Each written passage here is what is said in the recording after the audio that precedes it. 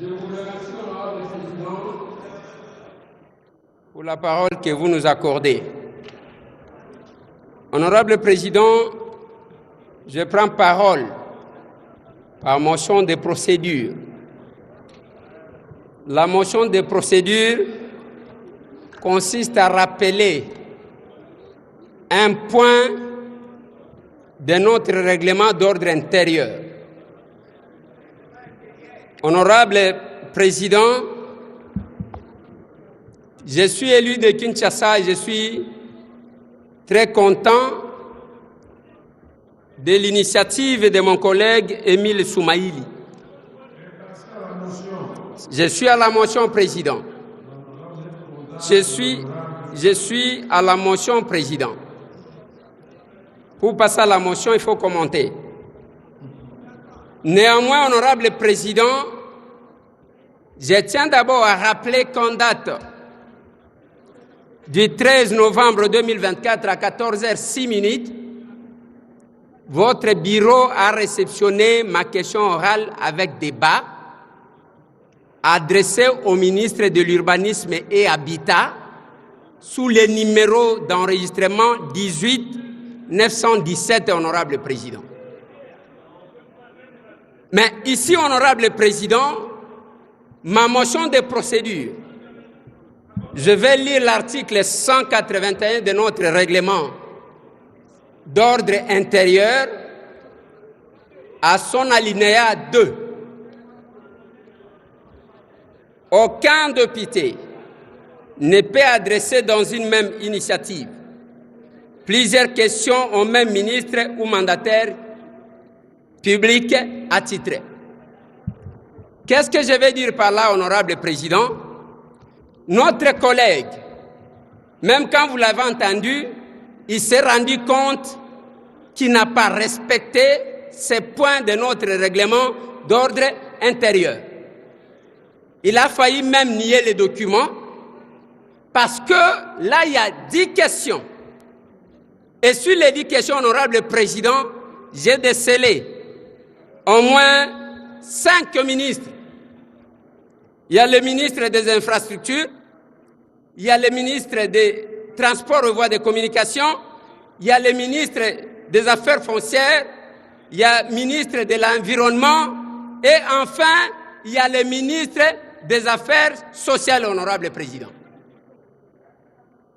Honorable président, le 7e, c'est le ministre de l'Aménagement du territoire.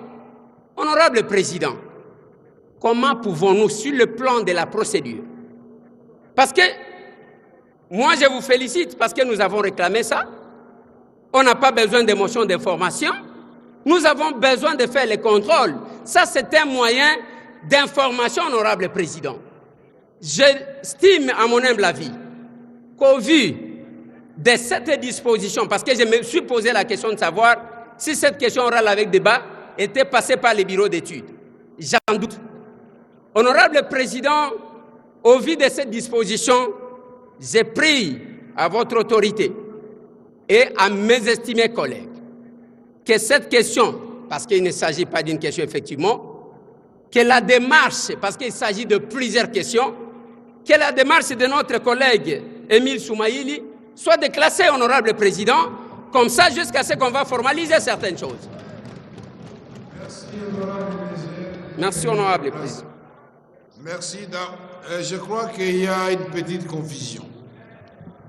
Quand on dit une question orale avec débat, allez vous asseoir. Allez vous asseoir, vous avez votre siège attitré, c'est là-bas. Quand on dit une question orale avec débat, vous avez oublié que Freddy Bonzeke, avant l'honorable Soumaïli, c'était une question orale avec débat, mais qui était recoupée en 8 sous-questions, je pense, ou 10. Asseyez-vous, s'il vous plaît. Asseyez-vous, je vais retrouver. Je vous ai donné la question de Bonzeke, elle est où?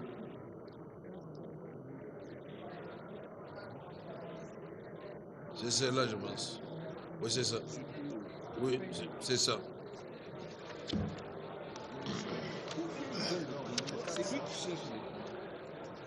Attendez, je ne pense pas que, honorables députés et chers collègues, la question de l'honorable Freddy Bonzeke, la question principale porte sur la maternité gratuite. Mais il a soulevé 6 questions et le ministre a répondu. Je ne pense pas qu'un député soit placé pour répondre à la place du ministre. Et le ministre de l'urbanisme et habitat, quand celui qui est contrôlé, ce n'est pas Élisée qui est contrôlé. Le ministre de l'urbanisme et habitat, pour les matières qui ne le concernent pas, il va dire ça concerne mon collègue de tel ministère. Alors ça, ce n'est pas aux députés de le dire. Nous avons une répartition des tâches. Le ministre de l'urbanisme et habitat, M. Crispin, que les gens ne vous fassent pas rater l'occasion de briller comme votre collègue de la santé. Alors il ne faut pas que les députés vous distraient ici. Je ne vois pas, non, ça ne demande pas de débat inutile ici. Qui ça? Qui? Mais n'a qu'à le dire.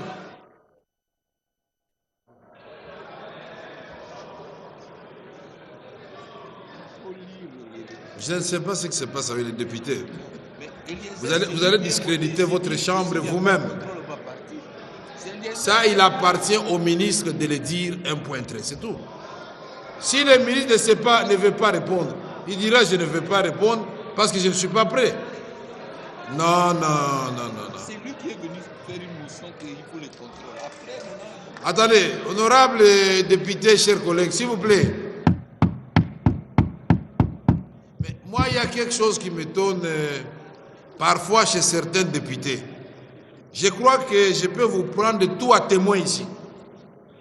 Que le député qui a haussé le ton, le premier qu'on ne contrôle pas, les membres du gouvernement, s'appelle bel et bien Eliezer Tambwe. Alors moi, ça m'étonne que ça vienne de vous tuer. Vous aurez même filé cette question à quelqu'un d'autre pour rester constant dans votre détermination de voir les membres du gouvernement contrôlés. Vous pouvez demander même à votre voisine de soulever cette exception. C'est bon, maintenant, Inago, si vous avez la parole.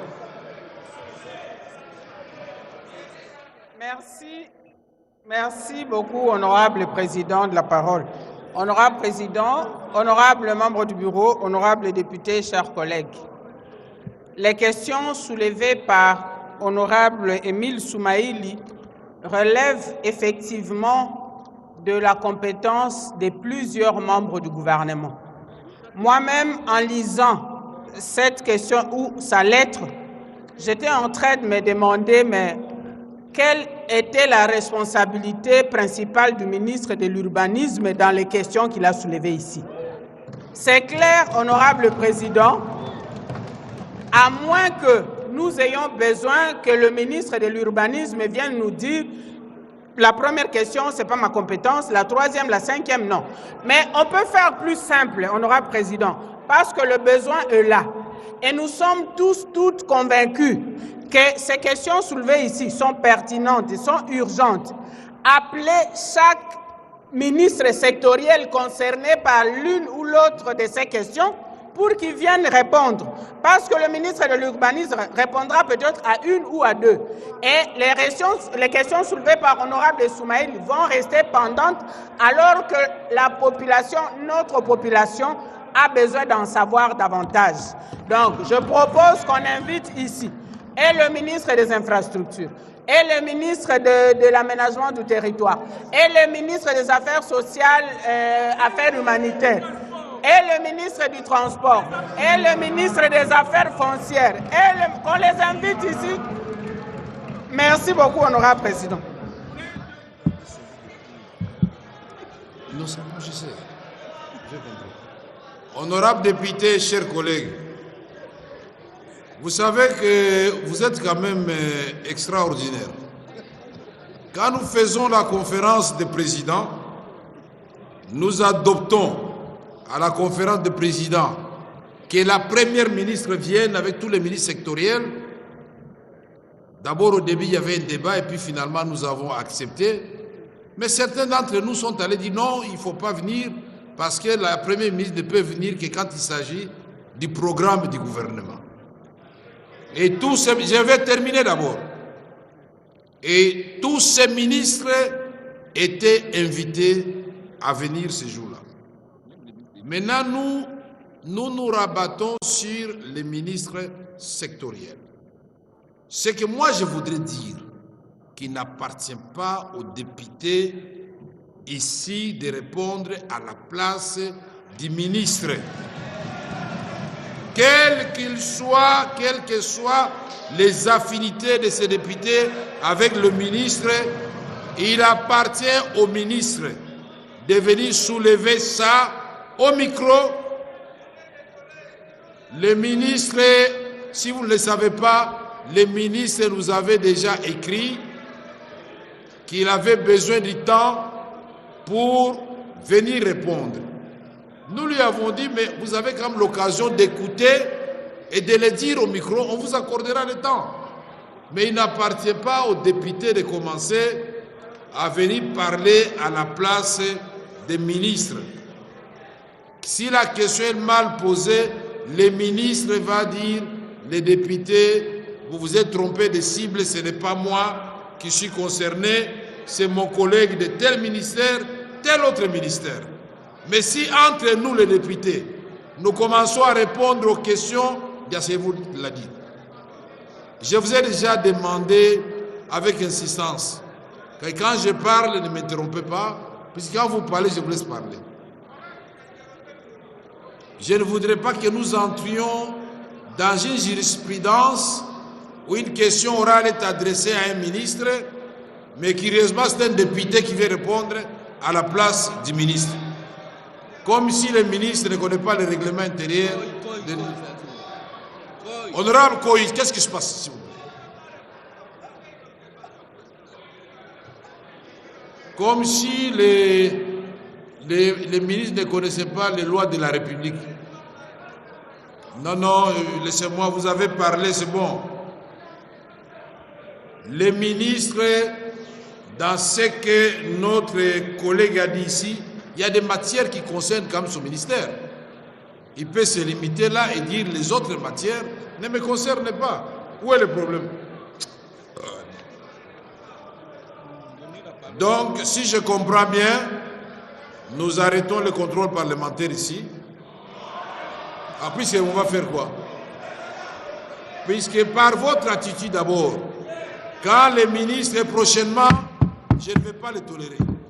Quand les ministres ont terminé leurs interventions, ministre des Finances, ministre je ne sais pas de quoi, là, tout ça, tous les députés, toute la salle, c'est comme si vous aviez des problèmes à poser au ministre. Vous nous avez pris 45 minutes avant que vous ne preniez vos places. Mais comment les ministres vont vous prendre au sérieux? Un député reste dans son siège, le ministre prend son chemin de retour, il rentre à son bureau. Mais vous tous alignés derrière le ministre. Alors je ne suis pas étonné maintenant que je vois les députés répondre à la place des ministres concernés. Maintenant,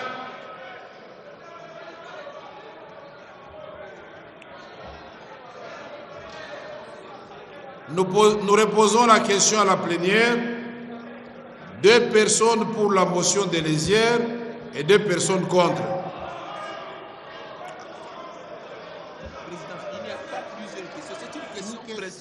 Et des sous-questions. Vous savez que, non, j'ai déjà expliqué tout ça. La question principale soulevée par l'honorable Émile Soumaïli au ministre de l'Urbanisme et Habitat, c'est dans l'objet. Les autres explications ou les autres questions soulevées par les ministres, ça n'engage que les ministres. Pardon, les députés. Et ça, c'est le ministre qui va les constater. J'ai déjà vu beaucoup de premiers ministres passer dans cette salle à l'époque, pour ne parler que de Papa Gizenga. L'expression Yann Divé, c'est sorti de quoi? C'est parce qu'à cette occasion-là, il a fait voir à un ministre dans cette salle que lui-même, quand il était ministre des budgets, il n'avait pas fait ce qu'il demandait à Gizenga à ce moment-là. Est-ce que Gizenga est mort? Laissez les ministres s'exprimer, ils connaissent la loi. Mais c'est indécent de voir qu'entre nous ici, on commence à rejeter les motions des uns et des autres. Donc désormais, vous allez seulement poser une seule question, n'expliquez rien et les ministres commencent à répondre. Parce que je ne vois pas pourquoi nous accepterions la question orale avec débat de Freddy Bonzeke, la question principale, qui a été subdivisée en 6 questions, et rejeter l'autre. Il appartient au ministre de dire, moi, ce qui me relève de mes attributions, c'est ça. Et donc, si ces entrefaits, je passe la parole à monsieur le ministre pour dire si vous êtes prêt ou pas.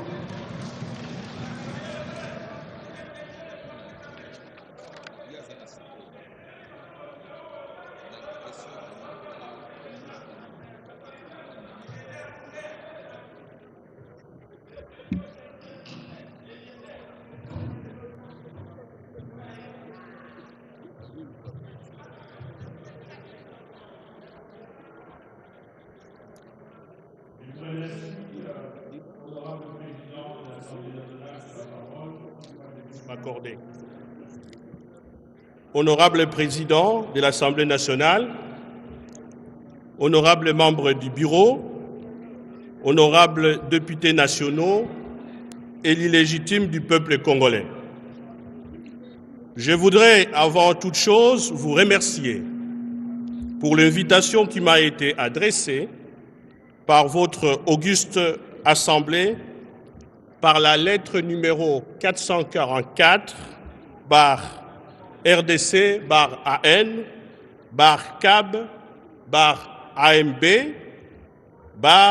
05/2025 du 6 mai 2025, reçu et réceptionné à mon cabinet le lendemain, c'est-à-dire hier, le 7 mai à 11 h, lettre de l'honorable président pour venir répondre à la question orale avec débat au sujet de la gestion du secteur de l'urbanisme et de l'habitat en République démocratique du Congo en général et principalement dans la ville-province de Kinshasa, particulièrement en ce qui concerne la prévention et la gestion des risques liés aux intempéries à la suite des événements tragiques qui ont récemment endeuillé notre capitale.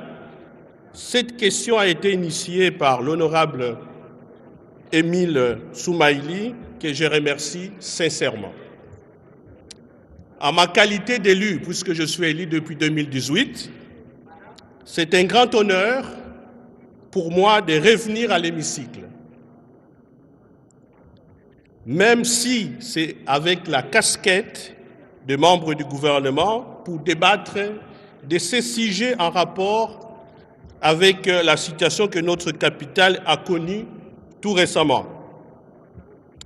En effet, comme l'a souligné l'auteur de la question, la nuit du 4 au 5 avril 2025, il s'est abattu dans la ville-province de Kinshasa et dans la province du Congo central une pluie diluvienne intense, dont le cumul des eaux que les rivières Lukaya et Njili n'ont pu contenir a engendré des inondations et glissements de terrain ayant causé d'importants dégâts humains et matériels dans les communes de Mongafula, Limete, Njili et Matete. La cause principale de cette inondation et avant tout les débordements de ces deux rivières, les rivières Lukaya et Njili, qui ont quitté leur lit majeur, pour ne pas citer d'autres causes qui sont à la fois structurelles et conjoncturelles. Ici, il a peur de mentionner les causes liées notamment au changement climatique. Vu l'ampleur de cette catastrophe naturelle et ses conséquences dans la capitale, au regard de la transversalité, cette question devrait être abordée, honorable Président, de manière holistique. C'est ainsi qu'un comité gouvernemental de crise a été mis en place par son Excellence Madame la Première ministre, chef du gouvernement, placé sous la direction de son Excellence Monsieur le Vice-Premier ministre, ministre de l'Intérieur, Sécurité, Décentralisation et Affaires coutumières, et constitué des ministères des Travaux publics et des infrastructures et travaux publics, de l'aménagement du territoire, des affaires foncières, mon ministère, des affaires sociales, ainsi que le gouverneur de la ville-province de Kinshasa. Cette catastrophe naturelle a eu, comme vous le savez, plusieurs conséquences. Pertes en vies humaines, dégâts matériels au préjudice de plusieurs ménages, plusieurs familles sans abri, dégâts par des routes et sur la voirie urbaine, etc., etc. Honorable Président, honorables membres du Bureau, honorables députés nationaux, les tableaux ainsi peints est à la base de la question orale avec débat à laquelle je m'occupe de répondre. En fait d'avoir un même entendement de cette question avec votre auguste Assemblée, il me semble nécessaire de vous rappeler les attributions du ministère de l'Urbanisme et Habitat telles que définies par l'ordonnance numéro 22/003 17 janvier 2022 fixant les attributions des ministères qui sont stipulées comme suit. 1. L'aménagement de l'espace urbain en matière d'urbanisme et habitat. 2. L'établissement des programmes et des stratégies de mobilisation des ressources tant humaines, institutionnelles que financières pour codifier, implanter et administrer les développements. 3. La gestion et l'administration du patrimoine immobilier de l'État relevant du domaine privé de l'État. 4. L'étude et la promotion des matériaux de construction locaux. 5. La mise en œuvre du plan national d'habitat. 6. La police des règles de l'urbanisme et habitat. 7. L'apport d'une assistance technique permanente à l'autoconstruction. 8. Le développement et la promotion de la construction des établissements humains, tant par les secteurs publics que privés. L'étude et la promotion, 9. Donc l'étude et la promotion des organismes financiers et banques d'habitat en collaboration avec les ministres ayant les finances dans ses attributions. 10. L'élaboration de normes en matière de construction des établissements humains. 9. L'agrément d'agences et courtiers immobiliers. 10. La promotion des logements sociaux et intégrés. 11. Le contrôle de l'application des normes légales, réglementaires et techniques relatives à la construction. 13. Le contrôle, la conception de la politique de construction en collaboration avec les ministères sectoriels. 14. La réglementation et le contrôle des baux à loyer à caractère résidentiel et socio-culturel. Et enfin, la réglementation et le contrôle de la procédure de délocalisation des populations ainsi que de leur habitat. Honorables députés nationaux, point n'est besoin de rappeler que selon les études menée par mes services et confirmée par une enquête récente de l'ONU Habitat, la récurrence des inondations à Kinshasa s'explique en grande partie par des facteurs structurels profondément ancrés dans le développement urbain de notre capitale. La ville de Kinshasa est traversée par une vingtaine de cours d'eau et longée par le fleuve Congo, ce qui explique la nature vulnérable aux inondations. Cette situation est aggravée, malheureusement, par une urbanisation anarchique liée à un flux massif de populations en provenance des régions instables, avec environ 450 000 personnes qui s'installent à Kinshasa chaque année. À ce jour, il se compte pour une ville qui était planifiée pour recevoir 400 000 habitants. Aujourd'hui, il se compte à Kinshasa plus de 17 millions d'habitants selon les dernières études, si bien que face à cette pression démographique, la capitale est aujourd'hui complètement saturée.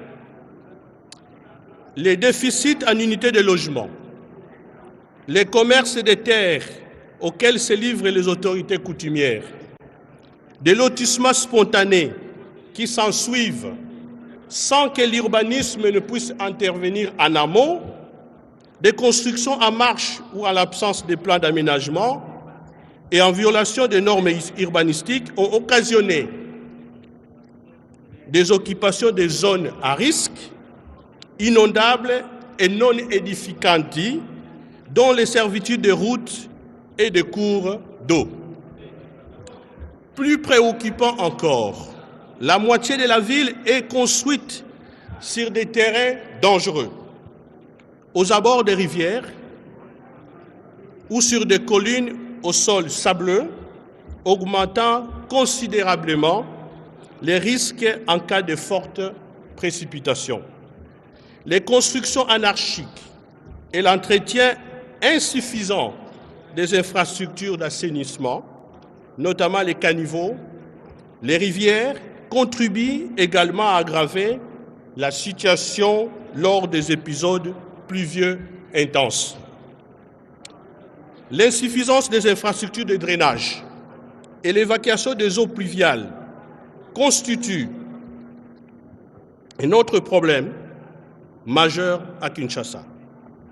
Les caniveaux, lorsqu'ils existent, sont souvent obstrués par des déchets en plastique ou mal entretenus, ce qui empêche l'évacuation efficace des eaux de pluie.